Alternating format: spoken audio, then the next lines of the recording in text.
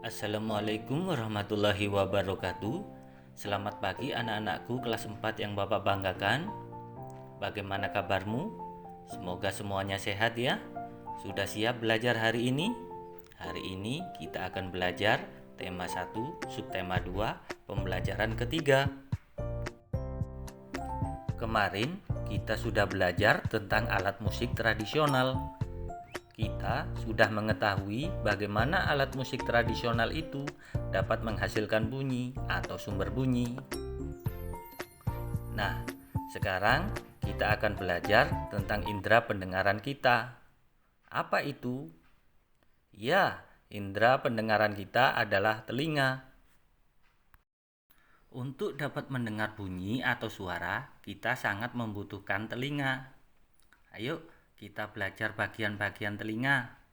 Yang pertama ada daun telinga, yang kedua ada lubang telinga, yang ketiga ada gendang telinga, yang keempat ada tulang telinga, yang kelima ada rumah sifut, dan keenam ada saluran eustasius, dan yang ketujuh ada saraf ke otak. Bagaimana sih cara kerja telinga? Yuk kita simak. Beragam bunyi berasal dari benda yang bergetar. Getaran dari suatu benda akan mengakibatkan udara di sekitarnya bergetar. Getaran tersebut menimbulkan gelombang bunyi di udara. Benda-benda yang bergetar dan menghasilkan bunyi disebut sumber bunyi. Bunyi kemudian merambat melalui perantara udara dan ditangkap oleh telinga kita. Getaran bunyi mengenai gendang telinga yang berupa selembar kulit tipis. Getaran dari gendang telinga menjadi lebih besar di telinga bagian tengah dan diubah menjadi pesan atau sinyal listrik di telinga bagian dalam. Sinyal tersebut kemudian diteruskan oleh saraf pendengaran menuju otak, yang kemudian menerjemahkan jenis dan bunyi tersebut. Cara merawat indera pendengaran telinga. Yang pertama, hentikan kebiasaan mengorek telinga. Nah, anak-anak, mengorek telinga sembarangan itu tidak boleh ya, karena itu dapat mengakibatkan telinga kita akan sakit. Yang kedua, jauhkan telinga dari suara yang terlalu keras. Nah, anak-anak, jangan mendengarkan suara yang terlalu keras. Nanti pendengaran kita akan terganggu. Dan yang ketiga, menjaga telinga agar tetap kering. Nah, adik-adik, jangan sampai telinga kita sampai kemasukan air ya. Yang keempat, melakukan pemeriksaan telinga secara rutin. Yang kelima, gunakan pelindung telinga saat dalam kebisingan. Tahukah kamu sifat bunyi merambat? Bunyi merupakan gelombang yang perambatan arahnya sejajar dengan arah getarnya. Bunyi dapat terdengar jika memenuhi syarat berikut. Yang pertama, ada sumber bunyi. Yang kedua, ada media penghantar. Yang ketiga, ada pendengar. Bunyi yang berasal dari sumber bunyi sampai kepada pendengar dengan cara merambat. Bunyi dapat merambat melalui media perantara seperti udara, zat cair, dan benda padat.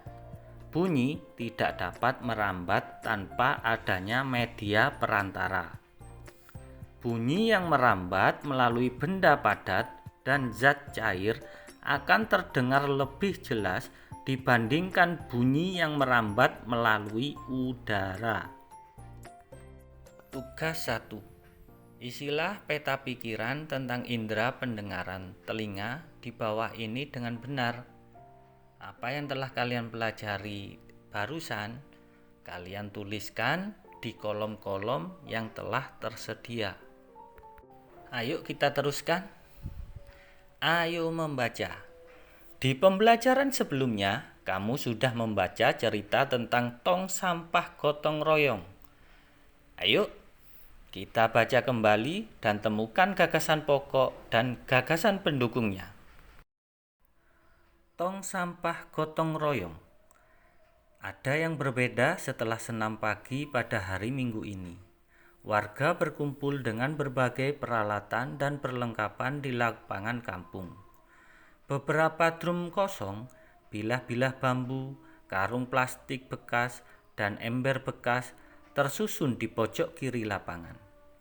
Di pojok lain terlihat tumpukan kaleng cat, kuas, wadah cat, dan beberapa peralatan lain. Apa yang akan dikerjakan oleh warga hari ini? Pagi hari, Pak Made dan keluarganya harus melakukan ibadah pagi terlebih dahulu di pura. Sementara itu, warga bekerja sejak pagi bergotong royong menyiapkan tempat sampah baru. Udin, Siti, dan Edo membantu Pak Ismail dan beberapa warga lain menganyam bilah-bilah bambu menjadi keranjang sampah.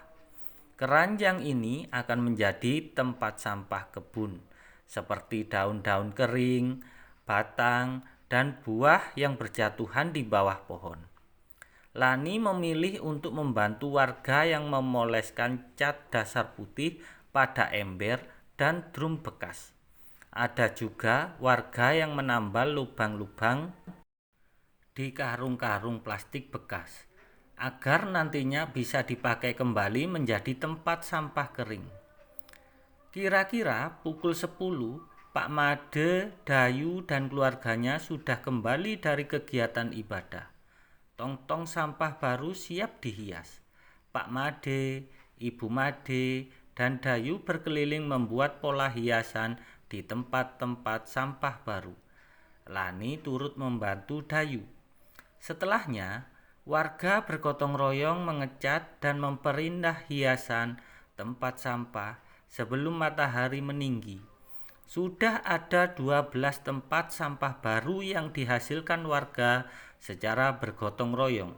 Drum bekas, ember bekas, karung plastik, keranjang anyam sudah berubah menjadi tempat sampah yang cantik. Contohnya pada paragraf ke-1. Nah, anak-anak, yang Bapak tandai itu adalah paragraf ke-1. Sebelum kita menjawab, ayo kita ingat kembali. Setiap bacaan biasanya terdiri atas beberapa paragraf. Setiap paragraf memiliki gagasan pokok yang diperkuat oleh gagasan pendukung. Gagasan pokok adalah ide utama yang dibahas dalam suatu bacaan. Bisa berupa kalimat inti atau pokok paragraf. Gagasan pendukung adalah uraian atau tambahan informasi untuk gagasan pokok. Cara-cara yang dilakukan untuk menentukan gagasan pokok setiap paragraf. Yang pertama, kalian harus membaca paragraf dengan cermat. Yang kedua, cermati kalimat pertama hingga terakhir. Yang paling penting, ingat, gagasan pokok sebagai isi atau inti paragraf dapat terletak di awal, di akhir, awal dan akhir, atau di seluruh paragraf. Setelah membaca cerita tadi, Bapak uraikan paragraf itu sebagai berikut. Yang pertama, ada yang berbeda setelah senam pagi pada hari Minggu ini. Yang kedua, warga berkumpul dengan berbagai peralatan dan perlengkapan di lapangan kampung.